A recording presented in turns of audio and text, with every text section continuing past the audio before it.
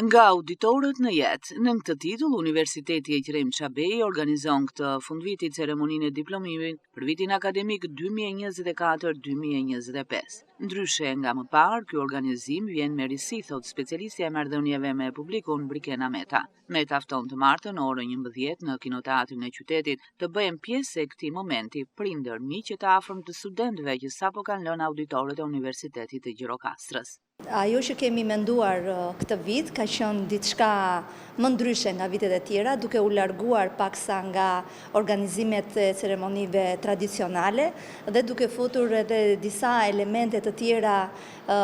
të shfaqjes, dhe kjo ka qenë edhe arsyeja që ne kemi vendosur ta organizojmë në teatrin e qytetit, pasi pjesëmarrësit kryesor të kësaj ceremonie do të jenë studentët, jo thjesht si të pranishëm në sallë me uniformën e diplomimit që jep aq shumë hijeshi të gjithë sallës, por edhe me interpretime, me fjalët e tyre, duke përcjell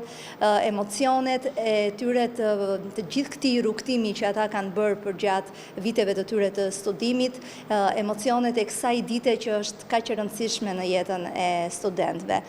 Do të organizohet të martën, do të zhvillohet ceremonia e diplomimit, siç u thash edhe më parë, pikërisht në sallën e teatrit, ku ne ftojmë të gjithë prindrit dhe miqt, shokët të afërmit e studentëve, por edhe qytetarë të Gjirokastrës, nëse do duan që të na bashkohen në këtë